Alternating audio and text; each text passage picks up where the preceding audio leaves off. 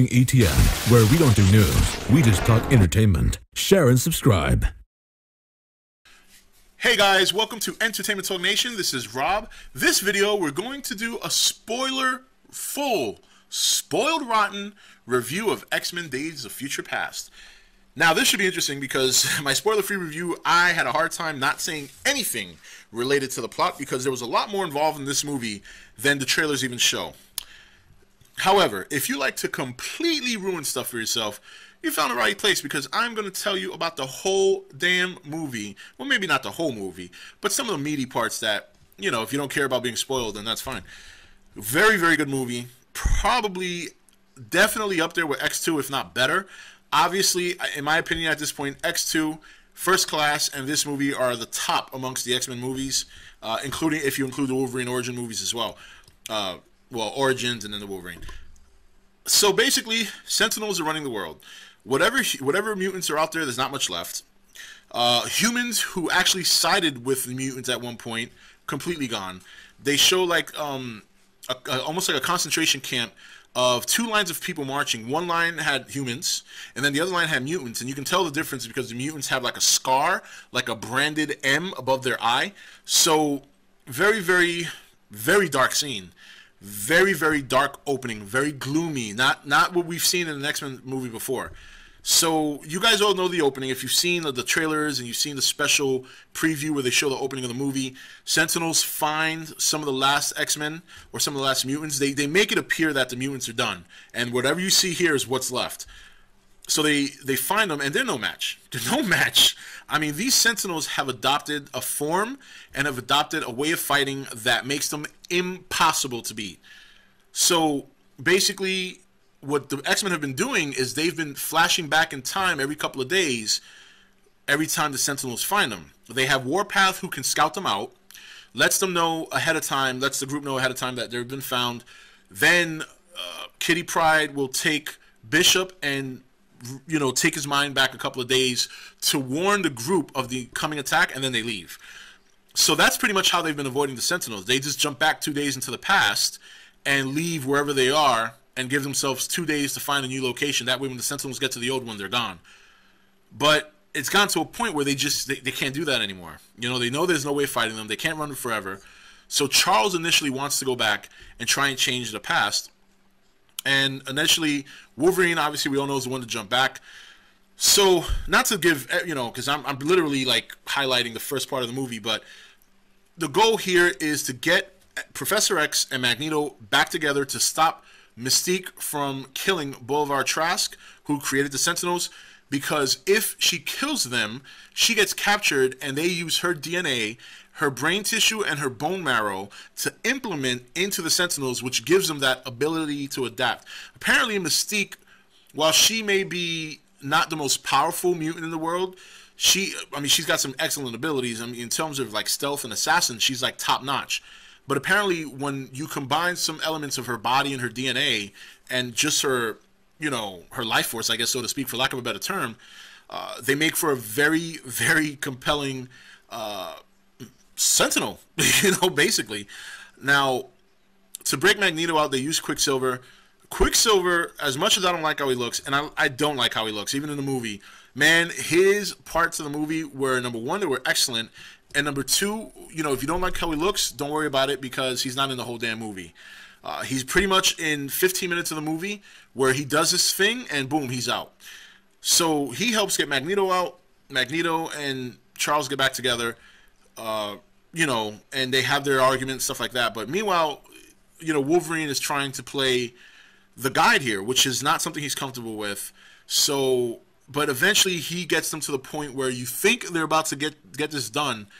And in the future, Kitty Pryde is maintaining this, I'm going to use a Pacific term here, a Pacific Rim term, excuse me. She maintains the rift between Wolverine and his body, or his entity, being in the past.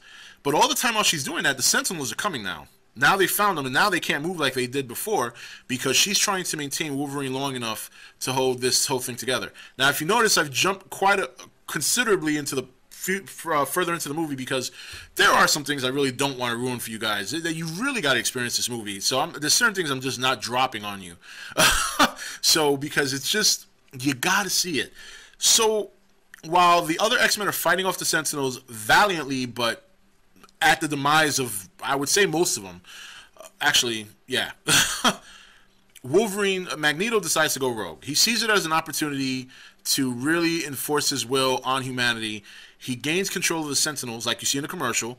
And the way he does that, because they're actually not made of metal. They're made of some sort of alloy that's not metallic. Bolivar gets into the whole detail about that in the movie at some point, but I forgot what he called it. So he basically lifts up RFK Stadium at the time, and he drops it right around the White House. He has Sentinels guarding the top of the stadium for any authorities getting in. The only two mutants left to fight are Wolverine and Beast, and they try to do their thing, but Wolverine has his bone claws at this point, so he can't cut through them. He can cut through them, but not like he would if it was adamantium. Like, at one point, his claw got caught in one of the revolving guns the Sentinels have, and had he tried to cut that, he would have broke his bone off. So you can see that having his metal claws, he misses that. Probably in one of the most iconic scenes in comic history, but not comic history, but one of the most iconic scenes in comic history, reversed. Instead of extracting metal from Wolverine like he did in the comic, Magneto puts metal in his body. He takes like one of these big cinder blocks that have metal bars sticking out, and he takes the metal bars, almost like thick metal bars, and he just like stretches it, and he puts it inside Wolverine through his body, through his arms, through his legs, through his chest. I mean, the only thing keeping Wolverine alive at this point is his healing factor. Then, because of the weight of the cinder block, he sends Wolverine flying in the air and into a river where he sinks to the bottom and he's drowning. All the time, Professor X is on the floor. He's looks like he's injured again, poor guy. And at this point, Mystique kind of turns on. I don't want to say turns on Magneto because they're not actually on a team in this movie. But she has a different change. She has a change of heart. Turns on Magneto, removes his helmet. Professor X grabs control of him. She has an opportunity to kill Trask, and she changes her mind, at which point, in the future, finally at that point, now the decision is made, now that it's done, Kitty Pryde Wolverine successfully go back in time. Not to the 1950s, but they get out of the situation. That kind of brings whichever X-Men were lost back. They don't show all that. So because this is a spoiler review, I am going to give away the end, and I am going to give away the credit scene. Basically, Wolverine wakes up in Professor X mansion. We don't know at what point in the future. I'm gonna say the 80s or the 90s or something like that. I don't know. There's some stuff they put in there that was really futuristic. So I'm gonna say the future, maybe around the time the war was supposed to take place with the Sentinels. And he sees all the X-Men. He sees Storm,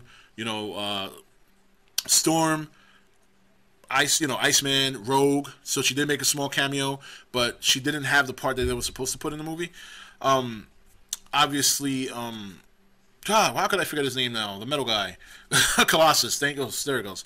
He sees all the X-Men. They're there. They're back. Everybody's okay. You don't see Magneto. You don't see Mystique. But then as he makes his way to Professor X's office, you see none other than Jean Grey and Cyclops. So I don't know if that was ever leaked on the internet. I know that they were doing a good job of keeping it hush-hush. And when I saw them, I was very happy. I wasn't so shocked because for me it made sense for Bryan Singer to bring those two back in a cameo, but keep it on the down low, not let anybody know. So they are back. So the movie ends with Professor X telling Wolverine, "You're finally back." Knowing about his journey, and he says, "Well, you have a lot to catch up on. Let's see what Let's talk about what you've missed." And then they go back to where Wolverine was in the water drowning, and you see him get picked up. A cop looks at a man and says, "What do you want to do with him, Mr. Stryker or Captain Stryker, whatever his rank is at the time?" And Stryker says, "I'll take him with me." But when Stryker turns around and they show his face in the camera, he smiles, and you see Mystique's eye glow gold, and that's how it ends. Then at the end credit scene, you see they're about 4,000 years into the past, around the time pyramids were built. Obviously, you see a man sitting there building a pyramid with his mind, okay, while all these people are worshiping him, and they're saying this word I can't pronounce, and I guess it's in Egypt, or, and you just see him there. It's got Apocalypse's complexion. Not Apocalypse. I mean, it's Apocalypse, but it's not the Apocalypse you see in the comic. It's the Apocalypse that, if you understand the story, from back in the day when he was essentially like the first mutant that has all the powers in the world, and he's being worshipped by these Egyptians or whatever race they are, because there's more pyramids that were built that were not Egyptian pyramids, and they're worshiping him, and they show him building this, and then that's it. That's how it ends. So, very good movie. And just a reminder, this was a spoiler review, so I did give away a lot of spoiled stuff. I did spoil a lot of things, but there are some things I did not tell you guys that you will like when you see it, and that's it. That's it. It was a great movie. I highly suggest you go see it. This is Rob signing off for ETN, where we don't do news, we just talk entertainment. Take it easy. Thank you for watching ETN. Don't forget to subscribe and join the Nation Facebook page.